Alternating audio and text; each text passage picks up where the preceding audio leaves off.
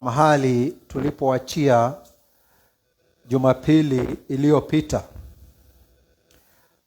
Tuliweza kuanza sura ya 9 na tukaweza kufikisha mstari wake wa 10 katika kitabu ama waraka kwa Waebrania. Tulipokuwa tukielezwa kuhusu mipangilio na utaratibu wa ibada katika Agano la Kale, na tukaambiwa ya kwamba mambo yaliyokuwa yakifanyika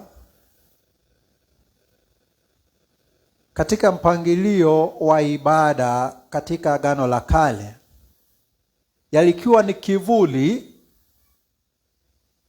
cha mambo yanavyofanyika mbinguni. Na tukaona ya kwamba Yesu Kristo ambaye ni kuhani mkuu katika hili Agano Jipya alienda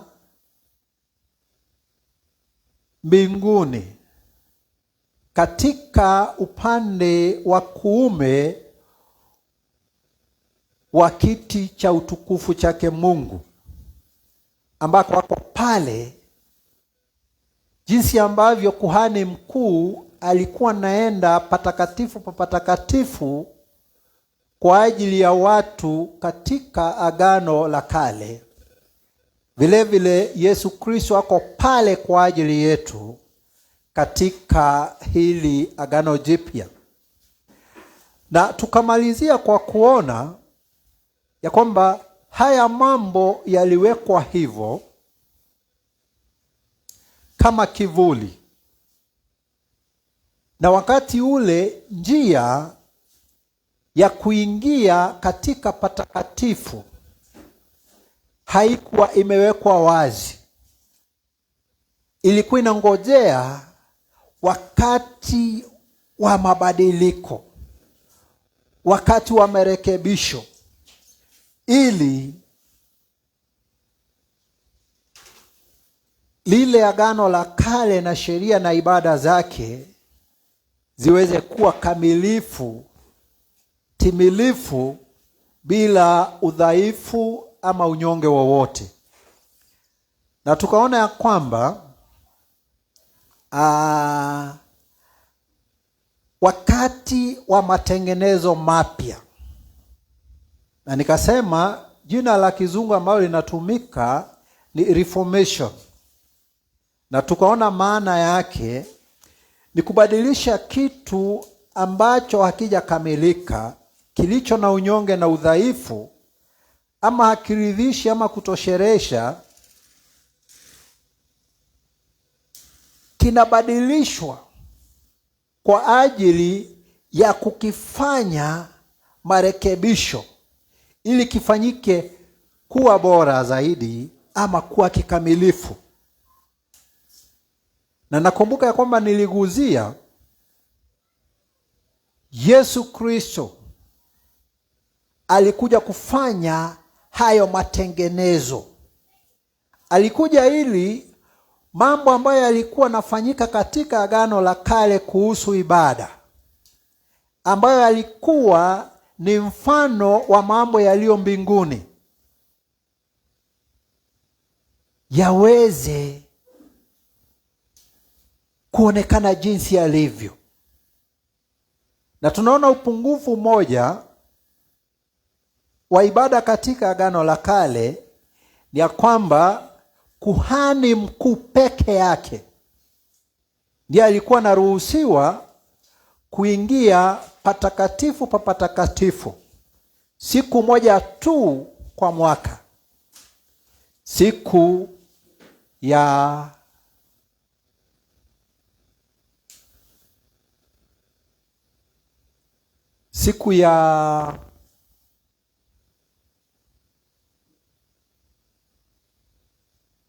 patanisho ama the Day of Atonement.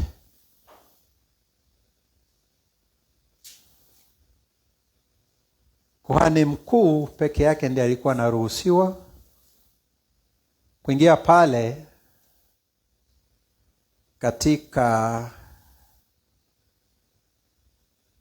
siku ya upatanisho. Sasa Yesu alikuja kufanya hayo matengenezo ili mambo ambayo hayakuwa wazi yaweze kuwa wazi, ili mambo ambayo yalikuwa naonekana kama kivuli yaweze kuonekana kwa uhakika wake. Na sasa tutasoma, nafikiri wacha tusome kuanzia mstari wa 11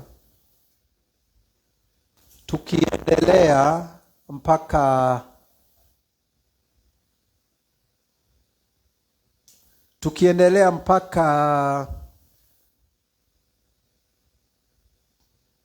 nafikiri mstari wa 17. Mungu akitujalia kwa muda ambao umebaki, tukiweza kukamilisha itakuwa sawa. Wacha tusome tukifululiza hadi mstari wa 17. Tusikie neno la Mungu nasema nini. Na sana sana linaongea kuhusu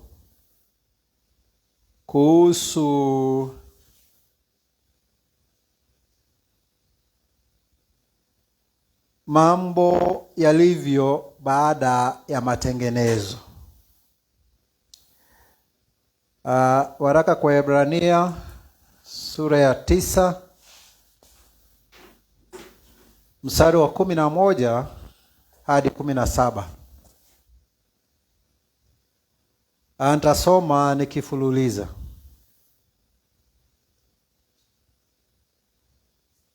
Na natumai ya kwamba sauti iko sawa kwa wale ambao wanatusikiza moja kwa moja.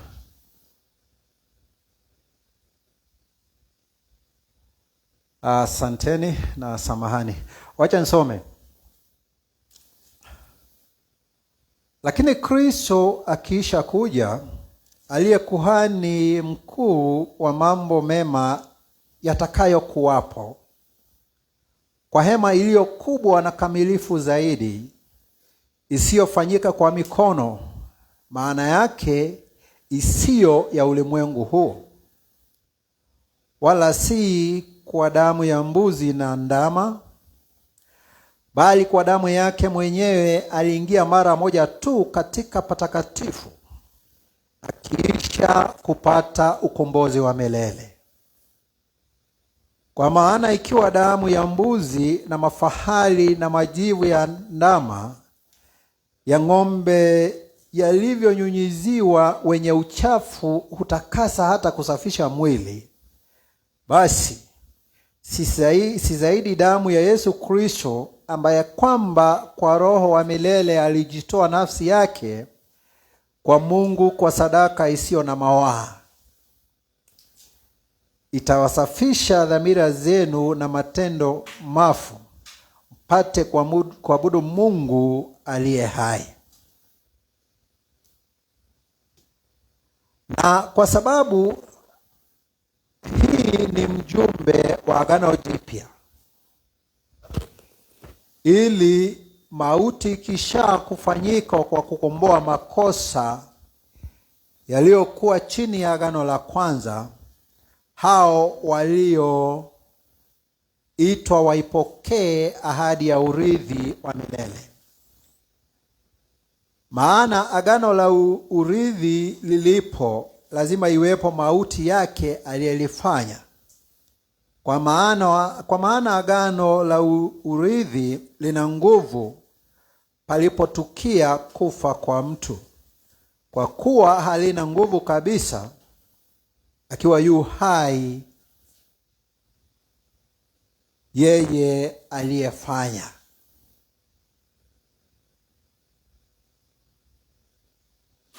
Haleluya.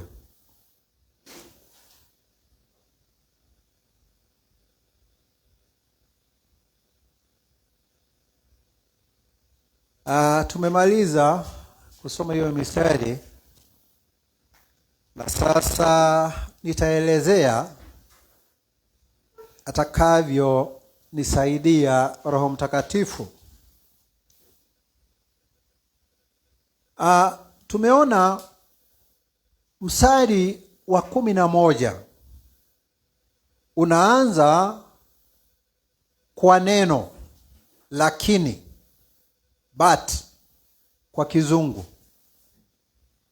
Hilo neno linakuanga neno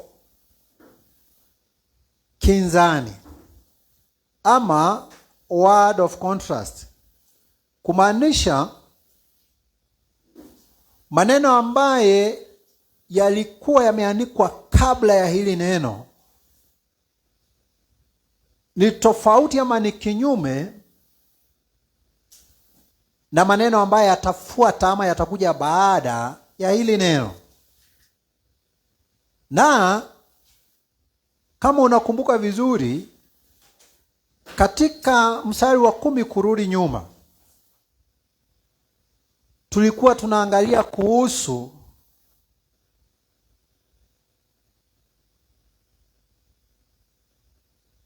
sheria na utaratibu wa ibada katika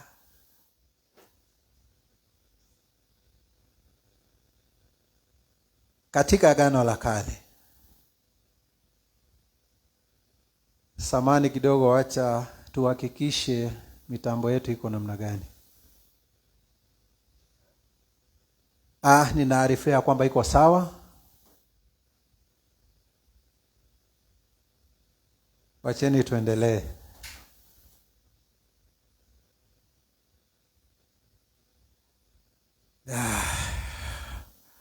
Mungu ni mwaminifu na tutaendelea. Kwa hivyo katika maneno ambayo yako kabla ya kwamba tulikuwa tunaongea kuhusu Agano la Kale na sheria za huduma yake ama ibada yake, ambaye tumeona ya kwamba ilikuwa ni kivuli cha mambo ambaye yangekuja kufanyika baadaye. Na pia tukaona ya kwamba njia ya kuenda katika patakatifu pa patakatifu haikuwa imedhihirishwa kwa watu wote, haikuwa imewekwa wazi. Na pia nyuma tumesoma na tukaona ya kwamba yule kuhani mkuu ambaye alikuwa anafanya hiyo huduma, hata hiyo huduma alikuwa anafanya ya ng'ombe na mbuzi na damu na mambo mengi, hayangeweza kumtakasa kutokana na dhamira yake kuhusu dhambi. Na ndio sababu ilikuwa inabidi yeye kwanza ajifanyie dhabihu ya dhambi, ndio baadaye akuja kufanyia watu wengine dhabihu ya dhambi. Hivyo ndivyo hali ilivyokuwa katika Agano la Kale. Sasa kuanzia hapa tunaambiwa lakini Kristo. Sasa kuanzia hapo tunafaa tujue ya kwamba huyu Kristo ambaye amefanyika kuhani mkuu wa vitu vizuri vijavyo. Unaona? Katika hiyo sehemu tu tunaona ya kwamba kuna kuhani mkuu wa Agano la Kale ambaye hakuwa kuhani wa mambo mazuri.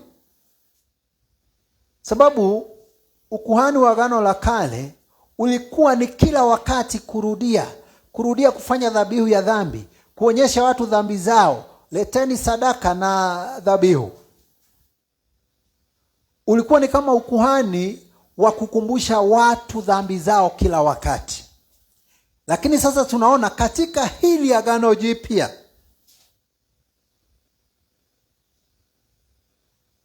Yesu Kristo ambaye Biblia inasema ya kwamba hakutenda dhambi hata moja, amekuwa kuhani mkuu wa mambo mengi mazuri yajayo. Tofauti moja tunaona ya kwamba huyu kuhani wetu Yesu Kristo ni tofauti na kuhani wa Agano la Kale ambaye alikuwa na dhambi. Tunaanza kuona ubora, ukamilifu wa hili Agano Jipya. Moja ni kuwa kuhani wake mkuu ambaye ni Yesu Kristo ni mkamilifu. Na jambo la pili, yeye harudi kila wakati kutukumbusha kuhusu dhambi zetu.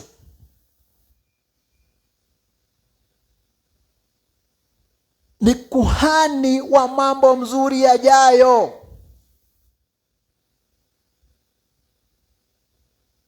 Mambo mazuri, amekuja na mambo mazuri kwa watu ambao wako katika hili Agano Jipya. Na tunaendelea kuona katika huo mstari wa 11 ya kwamba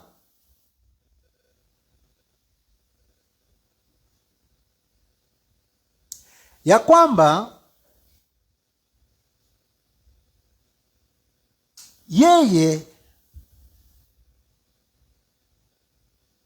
hayo mambo mazuri ambaye amekuja nayo, amekuja naye kwa njia ya hema ambaye ni kubwa zaidi kuliko ile Agano la Kale, na ni kamilifu zaidi. Unasikia? Unajua, ukiangalia katika Agano la Kale, wakati Musa alikuwa anaelezewa kuhusu kutengeneza hema ya makutano, alitengeneza na vitu vya kawaida. Na tunajua ya kwamba vitu vya kawaida vinaisha, hema na vyandarua vinaisha. Lakini tunaambiwa ya kwamba hii hema ya Agano Jipya ni bora zaidi, ni kamilifu zaidi, sababu sio hii ambayo imetengenezwa na wanadamu, sio ya kidunia, ni ya kimbinguni. Unaona tofauti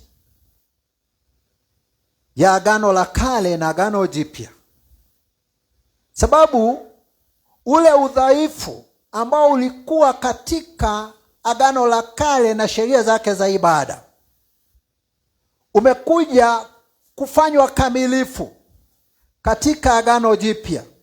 Na hii ni kumaanisha mambo yote ambayo yalikuwa katika Agano la Kale, katika huduma yake, kuanzia kwa kuhani mkuu aliyehudumu pale, dhabihu iliyotolewa na hema ambaye ilikuwa shughuli hiyo inafanyika, zote zimebadilishwa, zimefanywa kuwa bora zaidi.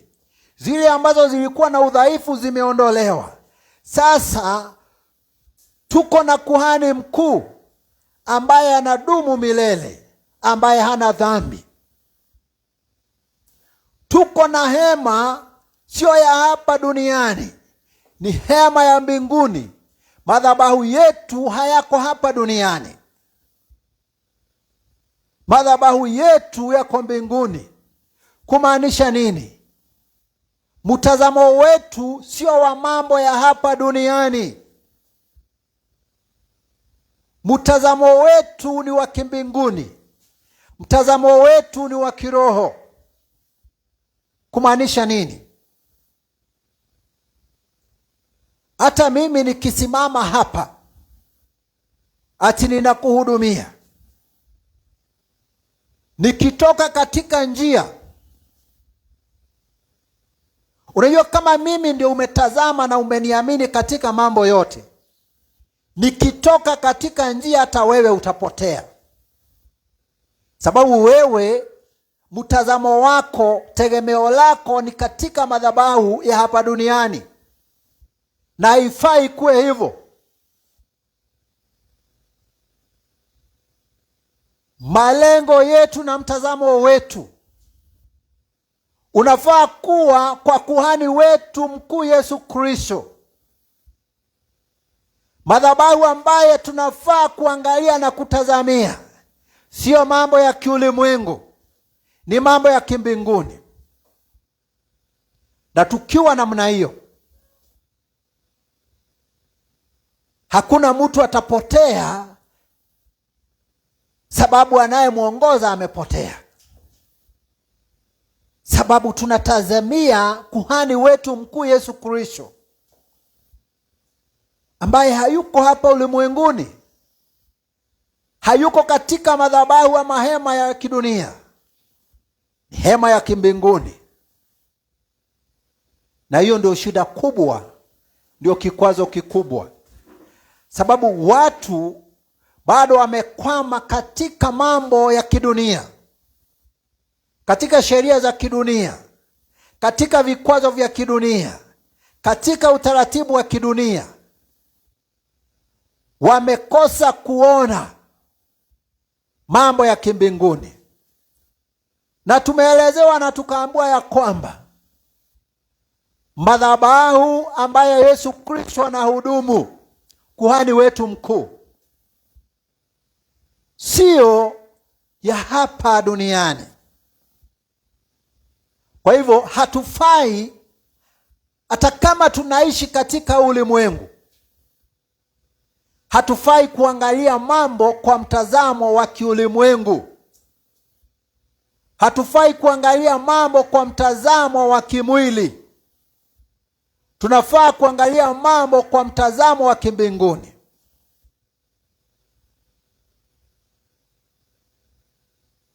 Unajua, kuna watu ukiongea nao, watu wengi wanalalamika sana kuhusu mambo yanavyoendeshwa katika dini ama dhehebu ambako wanashiriki. Lakini kutoka hapo hawezi toka. Yeye mwenyewe anaona na anajua mambo hayaendeshwi venye yanavyotakikana kuendeshwa. Lakini sababu pengine anaangalia mambo kwa macho ya kimwili. Anaona umati ni mkubwa pale. Anaona jengo ni kubwa sana pale. Anaona pengine anahudumiwa na bishop ama bishop. Anaona hapana, hata kama ni hivyo, wacha tu nivumilie kwa huyu bishop. Hata kama ni hivyo, wacha tu nivumilie kwa hii dini. Wengine hata wanasema ile kuegeza ama investment imefanya kwa hiyo kanisa ama dini, siwezi ondoka niwaachie. Sababu wewe unaangalia mambo kidunia, unakosa kuangalia mambo kiroho, unakosa kuangalia mambo kimbinguni. Yesu, na nimetaja hapa mbeleni kidogo, alipokuwa akipeana mifano ya kwamba ufalme wa Mungu umefananishwa na mama ambaye alipoteza senti zake ama kipande cha pesa chake, akapindua nyumba kila mahali kukitafuta, na alipokipata akaita majirani wote wakakuja kusherehekea. Akaendelea kusema ya kwamba ufalme wa Mungu umefananishwa na mchungaji ambaye aliacha kondoo 99 akarudi kutafuta moja aliyepotea. Na hiyo mifano, na akasema ya kwamba na akipata kunakuwa kusherehekea kukubwa. Na akatamanisha kwa kusema ya kwamba hivyo ndivyo ilivyo katika ufalme wa mbinguni. Nafsi moja ambayo ilikuwa imepotea ikiokoka, kunakuwa na kushangilia kukuu na shughuli zote zinasimama mbinguni. Haleluya! Kwa hivyo ile kitu iko.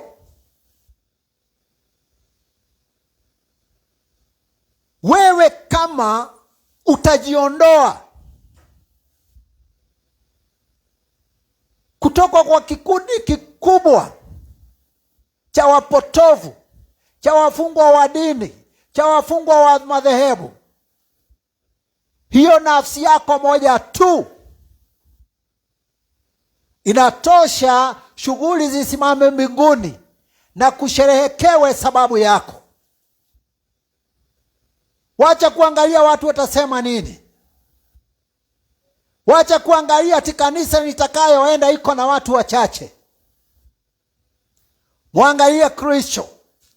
Tumeambiwa ya kwamba hema ambayo inaongelewa katika hili Agano Jipya sio hema ambayo imetengenezwa na mikono ya mwanadamu.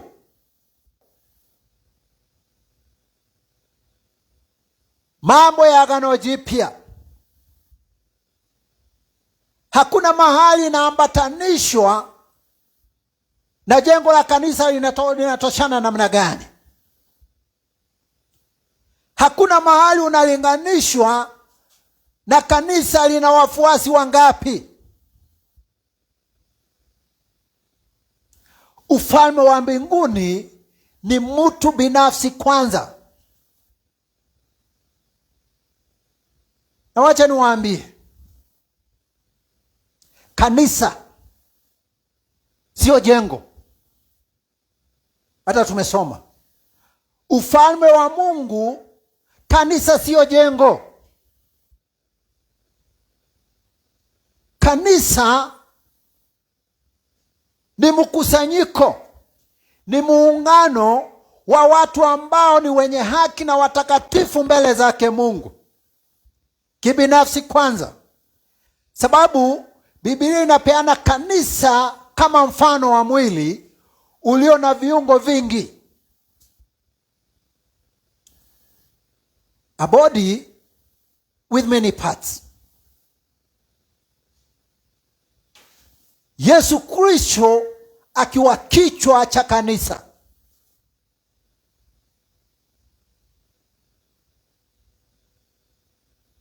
Inasemekana mmoja ni hiki kiungo, mwingine ni kile kingine, mwingine ni kile kingine, ili mwili uweze kufanya kazi kikamilifu. Lakini watu sababu ya kuangalia mambo kwa njia isiyo ya kimbinguni wanasema kanisa ni jengo.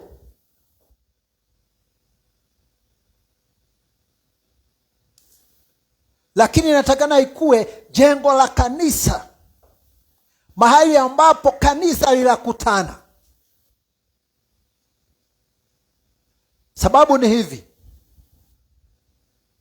ukiangalia katika Agano Jipya, kuna wakati nimesoma nikaona Paulo akiandika, akituma salamu, anasema na usalimie kanisa linalokutana kwa nyumba ya mtu fulani. Hasemi ya kwamba nyumba ya mtu fulani salimiwe. Kwa hivyo kanisa ni wale watu watakatifu wanakutana pamoja kwa ushirika katika Kristo. Kanisa sio dini. Kanisa sio dhehebu.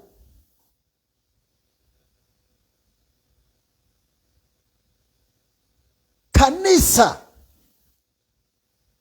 ni ushirika, ni muungano wa watu ambao wamekuja pamoja sababu ya Kristo, sababu wamemtambua kama kuhani wao mkuu,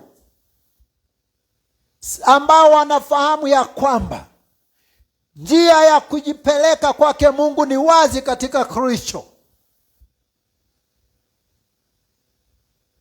Wanaojua ya kwamba hata bila dini wao ni wanafunzi wake Kristo. Wanaojua ya kwamba hata bila dhehebu wao ni wanafunzi wake Kristo. Wanaojua hata bila nabii ama askofu ama mwinjilisti, vile ambavyo majina watu wanajipea, anajua yeye ni mwanafunzi wa Kristo. Na ndo sababu Biblia inatuambia ya kwamba hema, madhabahu ya hili Agano Jipya sio ya kidunia, sio haya majengo mnaona, sio dini ambazo mnasikia, sio majina makubwa makubwa ambayo mnasikia. Hapana, ni mbinguni, ni mambo ya mbinguni. Bwana Yesu asifiwe. Tunaendelea kuambiwa katika huo mstari wa 12 ya kwamba unaona Yesu Kristo kuhani mkuu wa ile Agano Jipya ni mkamilifu, sio kama wale makuhani wakuu wa Agano la Kale ambao walikuwa naingia na damu ya mbuzi na ndama katika pahali patakatifu. Na hii sana sana inaongea kuhusu utamaduni. Hata nilishangaa kusikia kuna makanisa, kuna dini, wacha niseme dini, ambazo zinaruhusu wanaume wao kutoa mbuzi na kondoo za kufanya makafara. Na hapa tunaambiwa vizuri ya kwamba tofauti ya mambo yalivyokuwa hapo awali, ambapo kuhani mkuu alikuwa anaingia patakatifu akiwa na damu ya mbuzi na ndama, huyu Yesu Kristo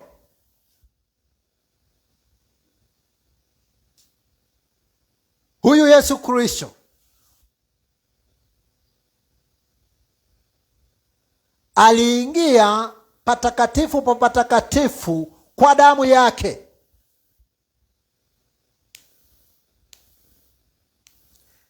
Najua ukiangalia, sikumbuki ni wapi katika Walawi, kama nimenukuu, Mungu anasema ya kwamba uhai wa mnyama uko katika damu. Nafikiri ni vizuri tusome Walawi, Leviticus 17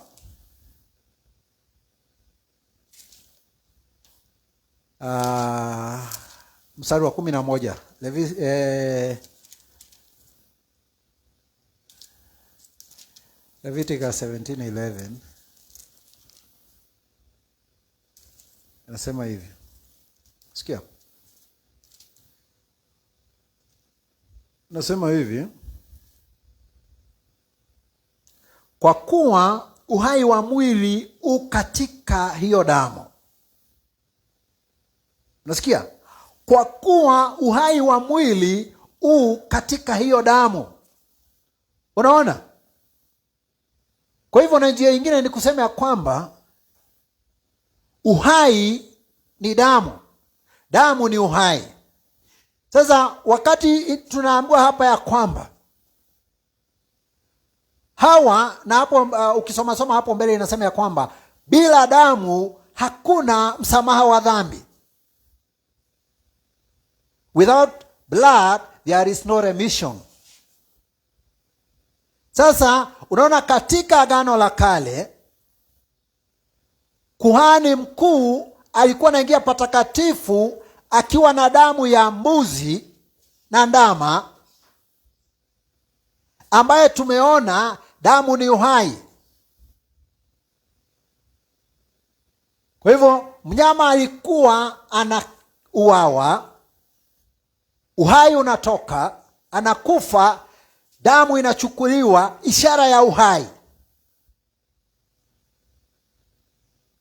Ndio waende wakafanye dhabihu ya dhambi, kwanza kwa ajili yake huyo kuhani, kisha kwa ajili ya watu wengine. Sasa tunaona huyu Yesu Kristo hakuingia katika patakatifu pa patakatifu akiwa amebeba damu kama kuhani wa awali. Sababu kumbuka, tuliona ya kwamba wakati Yesu Kristo alipokufa, pasia ya hekalu ambayo ilikuwa inatenganisha patakatifu na patakatifu pa patakatifu ilipasuka kuwili. Na sasa hapa tunaona Yesu Kristo kwa damu yake, ama Yesu Kristo kwa uhai wake, aliingia pahali patakatifu. Na unaona amekufa, pasia ya hekalu imepasuka kuwili. Kwa njia nyingine, Yesu Kristo kupitia kufa kwake msalabani, ile njia ya kuingia patakatifu ambapo utukufu wa Mungu ulikuwa unadhihirika, aliweka wazi. Na tutaendelea kusoma mbele, tutaona ya kwamba hivyo basi tuko na ujasiri wa kujiwasilisha mbele zake Mungu na hali zetu, sababu njia imewekwa wazi na Yesu Kristo. Hauhitaji kutoka hapa uende Loliondo ukaombewe. Hauhitaji kutoka hapa uende sijui Mavuluni ukaombewe, sababu kama kweli Yesu Kristo ni kuhani wako mkuu, kama kweli wewe uko katika ili Agano Jipya, njia ya kuwasilisha mambo yako mbele zake Mungu imewekwa wazi kupitia kufa kwa Yesu Kristo. Unajua watu wamedanganyika na kufungwa katika dini na madhehebu na mafunzo yaliyopotovu. Unaambiwa ya kwamba usipoenda mahali fulani ati maombi yako hayawezi fika. Usipotumia mtu fulani maombi yako hayawezi fika. Huo ni uongo mkubwa. Sababu huyu Mungu tunayeongea juu yake ni Mungu ambaye uwepo wake uko kila mahali nyakati zote. Omnipresent God. Ukiwa kwa njia ako hapo. Ukiwa shambani ako pamoja nawe. Ukiwa kwa gari ako pamoja nawe. Kila mahali ulipo yuko. Na anasikia mambo yote kila wakati. Kwa hivyo ukinena naye anasikia. Hata kuna mahali Yesu alisema ya kwamba Mungu anajua maombi yetu hata kabla tumuombe. Sababu Mungu anajua mambo yote. Anajua mpaka mwisho. Anajua yale ambaye kila mmoja wetu anafikiria mahali hapa. Ulimwengu mzima. Anajua shida zetu. Anajua matatizo yetu. anajua changamoto zetu, anajua udhaifu wetu, anajua uoga wetu, wasiwasi wetu.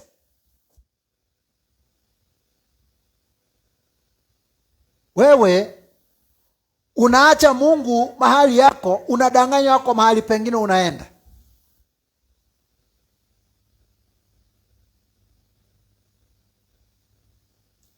Hata nakumbuka mahali, sijui kama ni kitabu cha Ayubu, alisema ya kwamba, sijui kama ni Ayubu ama ni Zaburi, sikumbuki, lakini mwandishi anasema ya kwamba ati sijui anaenda kumtafuta wapi, kumbe tu ako hapo tu pamoja na yeye. Wewe unakaa hivyo na haujui kuhusu Mungu wa Abrahamu, Isaka na Yakobo. Haujui kuhusu Mungu ambaye alikuja kama Yesu Kristo hapa duniani kwa ajili yako. Haujui Mungu ambaye kiti chake cha enzi kimbinguni na miguu yake amekanyangisha ulimwengu. Mungu ambaye yuko kila mahali nyakati zote. Lakini sababu wewe umefunzwa mambo ya kidunia, wewe umefunzwa mambo ya kimwili, haujafunzwa mambo ya kimbinguni, haujafunzwa mambo ya kiroho, mpaka uone, mpaka uguze. Naye Mungu ambaye Biblia inasema ya kwamba ni roho, utamuona wapi? Utamuguza wapi bila imani? Na tumeambiwa sio mambo ya kidunia. Na mimi hupenda kusema sana hapa, mimi nimeokoka na Roho Mtakatifu anaishi ndani yangu. Niambie nikuonyeshe ako wapi? Siwezi nikakuonyesha, lakini ninaamini ako ndani yangu, sababu kwanza ni ahadi yake Kristo ya kwamba tulisoma katika Yohana 7 mstari wa 37 ama 38, wakati Yesu alikuwa anasema ya kwamba kutoka mbavuni mwangu mtatiririka chemichemi za maji ya uzima. Na inaelezwa kwamba wanafunzi hawakuwa wanajua anasema nini, lakini alikuwa anasema kuhusu Roho Mtakatifu ambaye watakaye muamini watapokea. Ahadi yake Kristo. Yesu Kristo ni Mungu, hawezi ahidi kitu akose kutimiza. Ameahidi ukimuamini unapokea Roho Mtakatifu. Hakuna darasa unaenda, hakuna mikono ama miguu unawekelewa. Ni ahadi yake Mungu. Ukimwamini unapokea Roho Mtakatifu. Hapo mbele Yesu akiongea na wanafunzi wake alisema ya kwamba nitakapoenda sitawaacha hivyo bure, nitawatumia Roho wa ukweli, nitawatumia msaidizi, Roho Mtakatifu ambaye atadumu ndani yenu milele na milele. Roho Mtakatifu. Yesu akimalizia kwa wito mkuu aliambia wanafunzi wake, nitakuwa nanyi hadi mwisho wa dahari. Ameniahidi atakuwa nami, mradi tu nibaki kuwa mwanafunzi wake. Anakuwa nami kwa njia gani? Kwa njia ya Roho Mtakatifu. Mahali pengine Yesu anasema ya kwamba yeye na Baba yake watakuja ndani yangu na watafanya makao. Niwe ndani yake naye awe ndani yangu.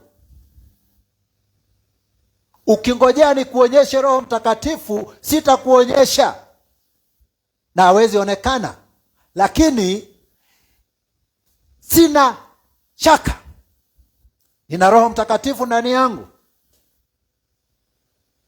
Ninaweza dhihirisha aje niko na Roho Mtakatifu? Kwa njia mbili.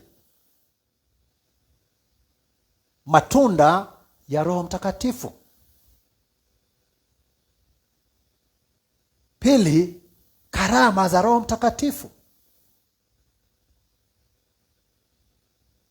Nenda tafuta kwa Biblia mahali inasema for the gift of spirit is love, faith, kindness, long suffering. Vitu kama hizo. Uendelee usome mahali anasema ya kwamba naye Roho Mtakatifu aliwapa karama alivyoamua. Wengine akafanya mitume, manabii, walimu.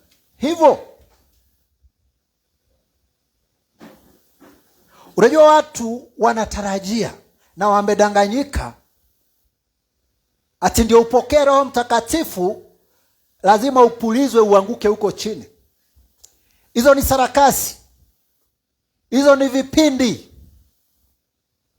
Mtu akitaka kujionyesha jinsi alivyo na nguvu. Roho Mtakatifu. Na ukisoma katika Injili ya Yohana, na ninaamini tutafika hapo tukifunzwa na mchungaji Isaac, anasema ya kwamba Roho Mtakatifu atakapokuja hatajitukuza.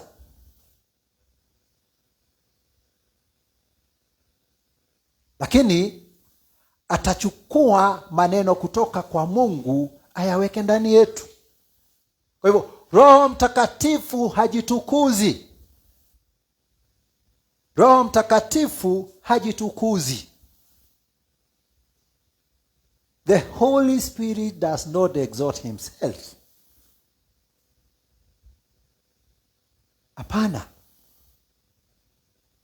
Anachukua yaliyo ya Kristo na anatupa sisi. Na ndio sababu unaona ukiwa na Roho Mtakatifu, sababu hili neno limeandikwa kwa mwelekezo wa Roho Mtakatifu, utaweza kulielewa, utaweza kulifahamu, utaweza kulielezea. Unaona? Kwa hivyo tofauti ya Agano la Kale na ile Agano Jipya ni la kwamba Agano la Kale lilikuwa na mambo yanayoonekana, mambo ya kuguza. Lakini hili Agano Jipya ni mambo ya imani. Na Yesu akasema akiambia watu walipokuwa akihudumu hapa ulimwenguni,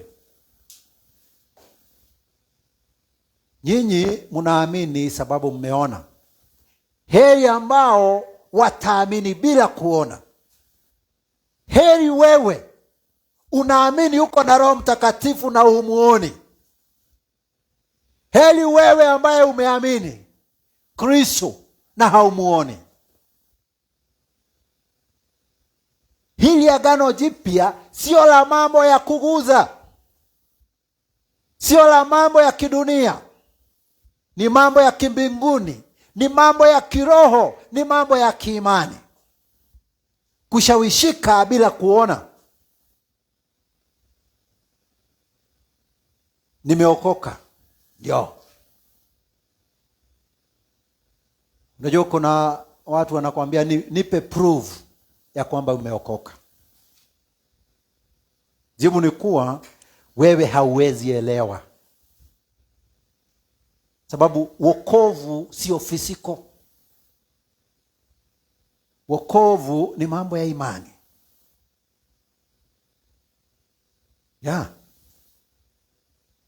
Unaona, wale makuhani wakuu wa Agano la Kale alikuwa naenda na damu ya mbuzi na ng'ombe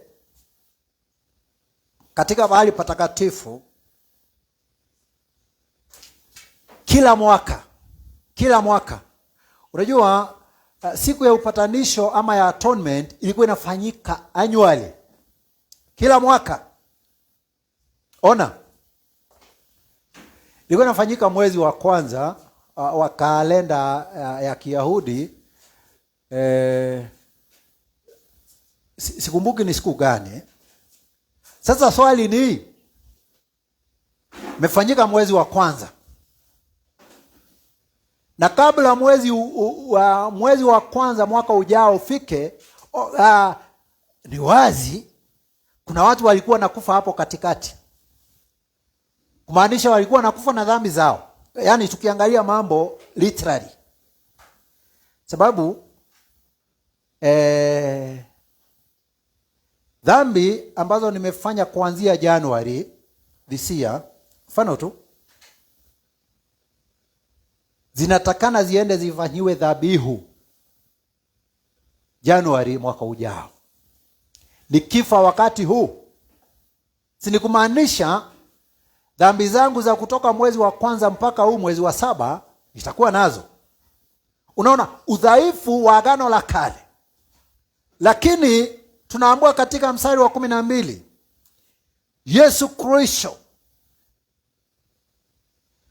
ambaye hakuingia na damu ya mbuzi na ndama,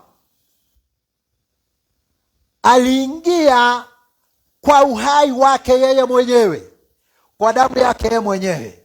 Sikia tofauti.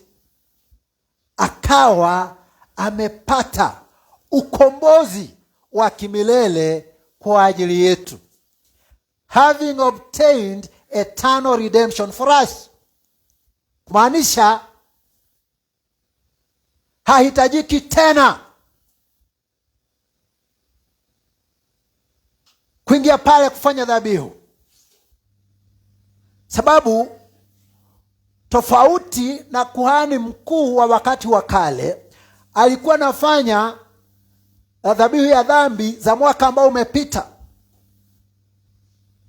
na ilikuwa inabidi mwaka ujao anaenda pale. Lakini Yesu Kristo, kuhani wetu mkuu wa ile Agano Jipya,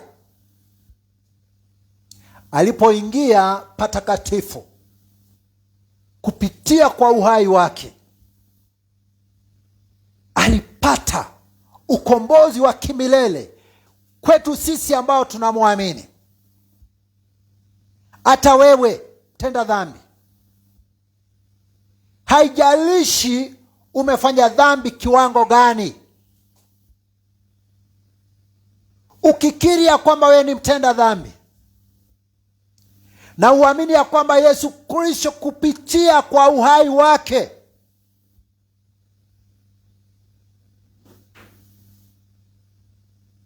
kupitia yeye kutolewa kama dhabihu ya ondoleo la dhambi, alipitia yale ambayo ulifaa kupitia kwa dhambi zako.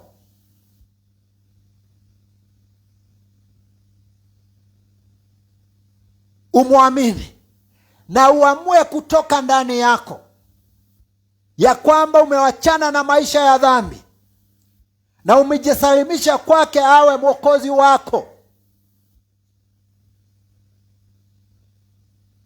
utakuwa umepokea ukombozi wa kimilele. Hauhitaji tena kuambiwa kuhusu dhabihu, hauhitaji tena kuambiwa kuhusu nyota, hauhitaji tena kuambiwa kuhusu laana za kizazi.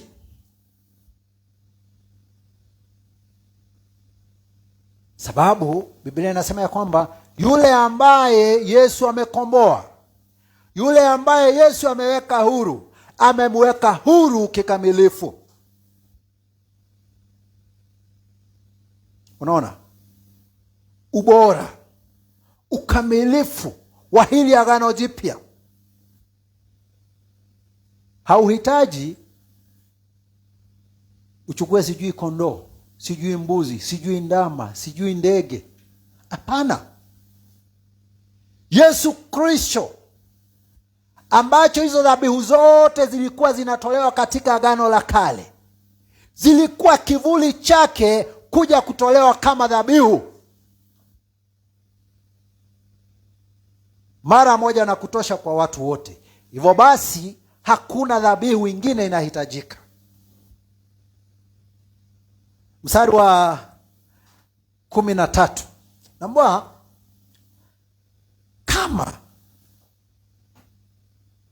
kama damu, na nafikiri mtu ukipata nafasi yako, enda soma katika kitabu cha Hesabu, Numbers, sura ya 16 mstari wa 9 hadi 17. Unaweza soma hata sura yote ya 16. Uone Biblia ikisema kuhusu ritual washing, maji ya kujitakasa. Sababu utaona venye ilikuwa inatengenezwa. Huyu ndume ng'ombe alipokuwa anachomewa nje ya mji, kuna miti ilikuwa inachukuliwa inatupwa katikati ya huo moto ambao unachoma huyo ng'ombe ndume. Akichomwa na aishe kikamilifu, hayo majivu yalikuwa yanaenda yanaokotwa. Alafu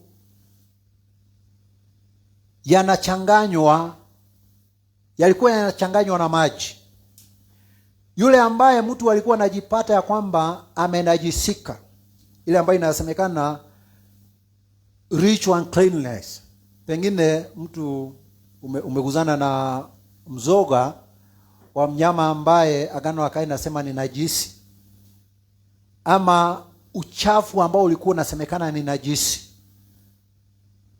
Ulikuwa unakaa, kuna ule muda ulikuwa unapewa, kisha huo muda ukiisha, unakuja kwa hayo maji ambayo yamechanganywa, hayo majivu, unajitawaza nayo.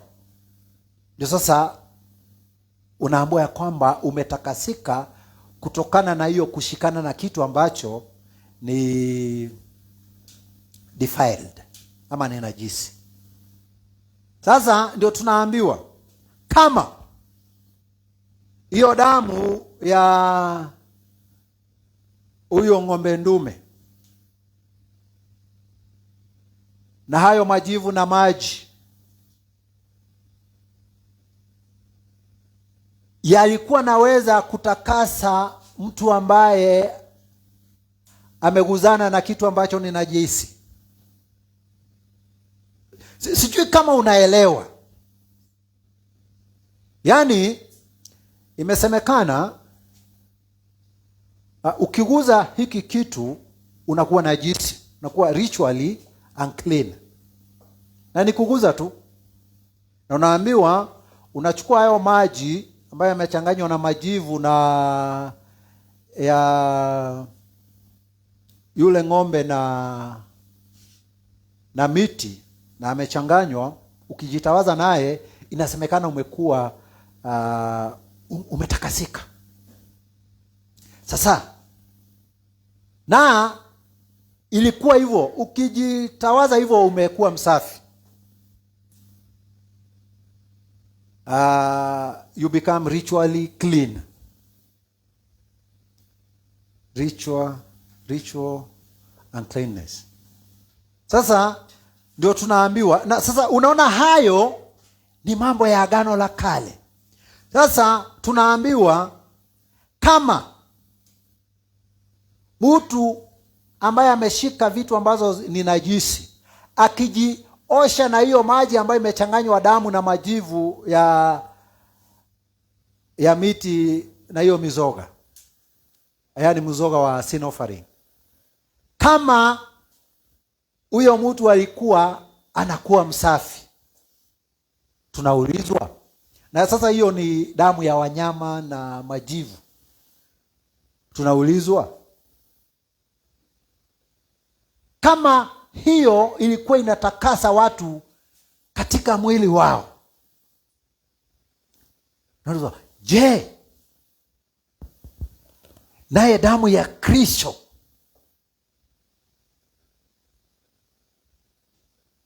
ambaye kupitia Roho wa umilele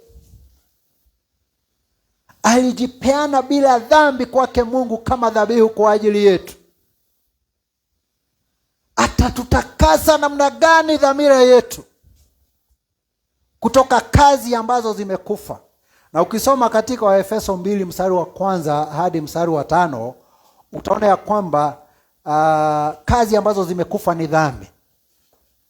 Yaani sasa tunaulizwa, kama katika Agano la Kale mtu ambaye amenajisika sababu ya kuguza, hata kama ni bahati mbaya, kwa hiyo damu na majivu ya wanyama na maji, kama ilikuwa inamtakasa, naye damu ya Yesu Kristo itatutakasa namna gani? Kiwango gani? Sisi itatutakasa namna gani dhamira yetu kutokana kwa dhambi na kazi ambazo zimekufa,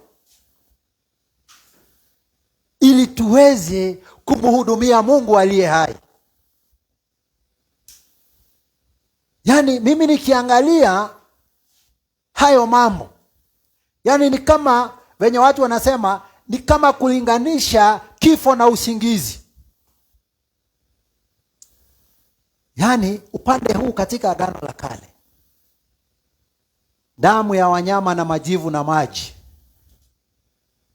hao watu walikuwa naamini ya kwamba wakijitawaza nayo wameoshwa kutokana na unajisi ama ritual uncleanness. Sasa kama hiyo ni damu ya wanyama, na unajua tu kwanza sisi venye tunaona wanyama kiwango cha chini sana. Sasa kama katika Agano la Kale walikuwa naamini ya kwamba wametakaswa hivyo, na sisi naye katika Agano Jipya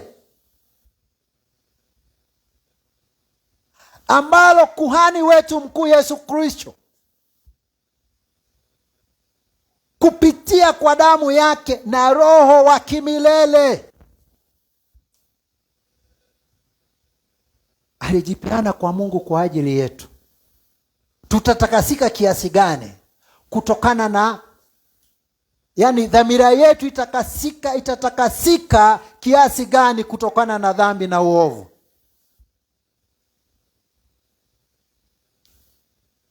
Hebu linganisha hizo vitu mbili, damu, majivu, maji. Watu katika Agano la Kale ambao wakati ule njia ya kuingia ama kujiwasilisha mbele zake Mungu haikuwa dhahiri, lakini walikuwa naamini ya kwamba hiyo mchanganyiko ya damu na majivu na maji ilikuwa inawatakasa. Je, na sisi ambao tuko katika Agano Jipya ambalo njia ya kujiwasilisha kwake Mungu ni dhahiri, Yesu Kristo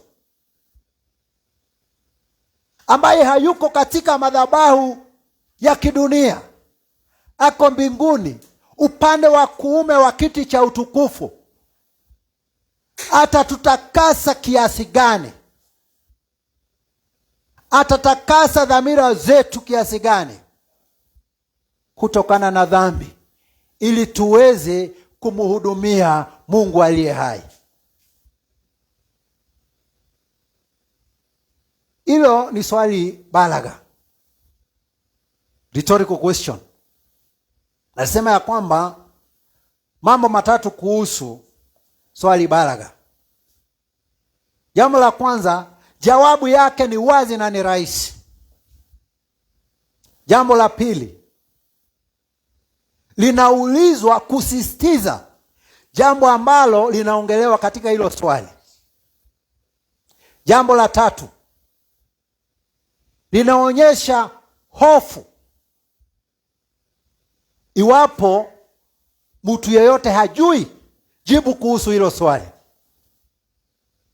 Sasa hapa jambo la kwanza ni dhahiri ya kwamba damu ya Yesu Kristo, uhai wake utatutakasa zaidi kikamilifu dhamira zetu kutokana na dhambi na kazi ambazo zilikufa.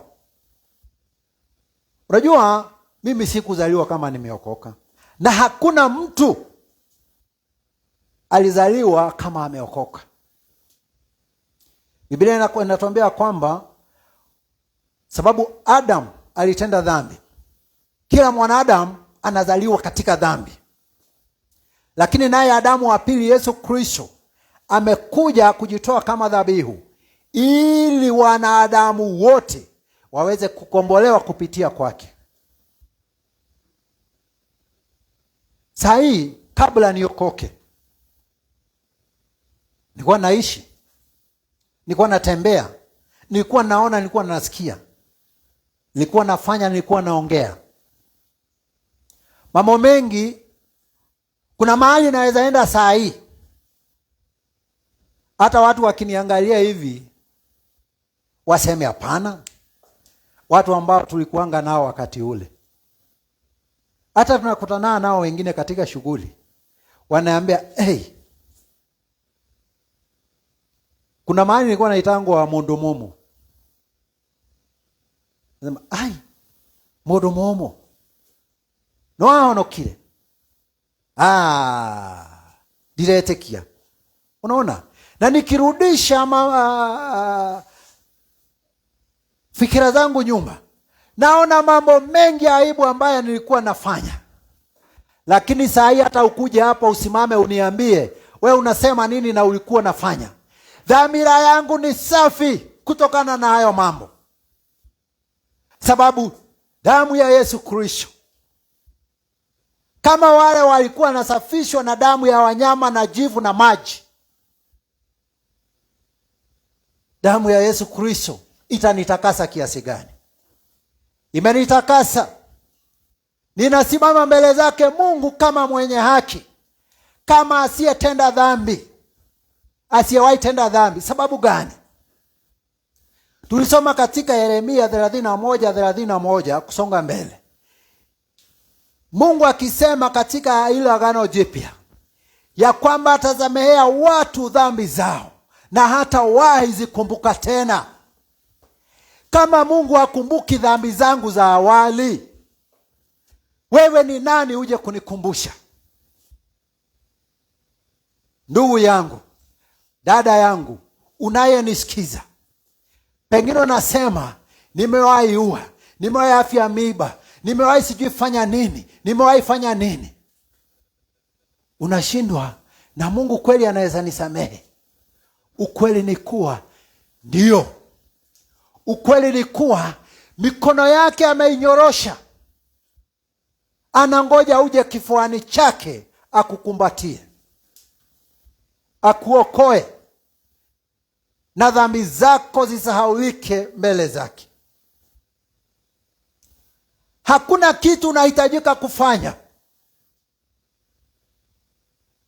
Unajua Yesu aliambia wanafunzi wake ya kwamba nitawachia amani, na ni amani ambaye walimwengu hawawezi wakaielewa, sababu hawanifahamu.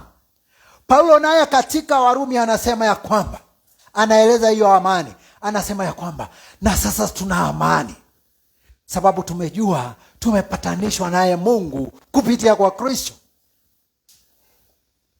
Wacha nikuambie, Paulo alikuwa anasimamia na anahakikisha ya kwamba watumishi wanaitwaje, mitume na waumini wa Yesu Kristo wameuawa. Hata katika Matendo ya Mitume kuna mahali alishika manguo ya wale vijana ambao walikuwa naenda kuua Stefano, na akahakikisha na akasema ni sawa, ameuawa, na akasamehewa. Alipokutana na Kristo akielekea Dameski kutesa kanisa, kutesa waumini, akabadilika. Na hakuna, nikiangalia kwa mtazamo wangu, katika mitume wale wa wakati wa kwanza, Paulo amefanya kazi kiasi kikubwa. Yule ambaye sidhani kama kuna jambo limepita kuua mtu, ingawa dhambi zote ni sawa, lakini adhari za kuua ni kubwa. Huyo mtu alisamehewa naye Kristo, Na kuna mahali ameandika ya kwamba anajiita kama ni dhambi, I am a chief sinner. Alifanya dhambi kubwa. Unaona? Kama ni dhambi, I am a chief sinner. Dhambi kubwa alikuwa amefanya, lakini Kristo akamsamehea. Hata wewe. Hakuna dhambi kubwa mbele zake Mungu. Upendo wa Mungu umeshinda dhambi na uovu wote. Rehema zake Mungu, neema yake Mungu imeshinda dhambi na uovu wote. Huo ndio uzuri wa Agano Jipya. Huo ndio uzuri wa Agano Jipya, ya kwamba dhambi zote ambazo watu wamefanya, tukija msalabani, tukija kwake Kristo, zinaondoka kama moshi.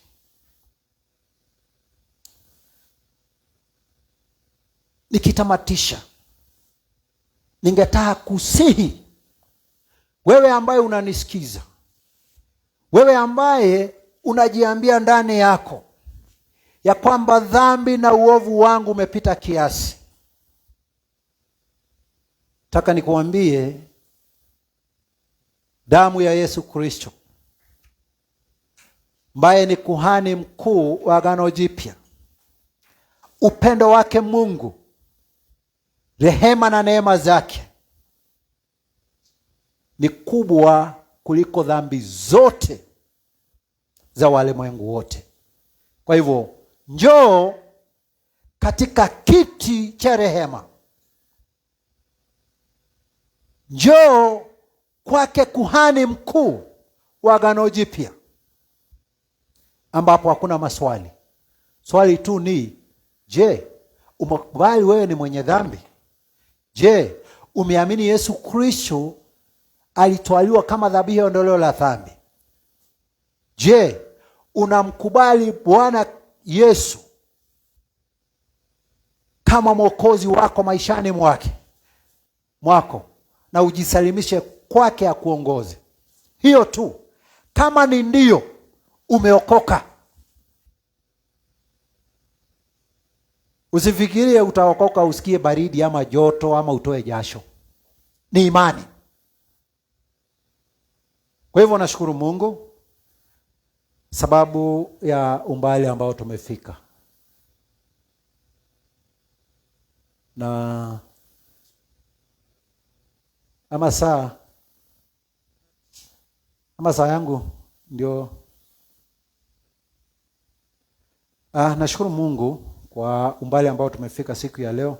Tumeweza kufika mstari wa 14 katika hiyo sura ya 9.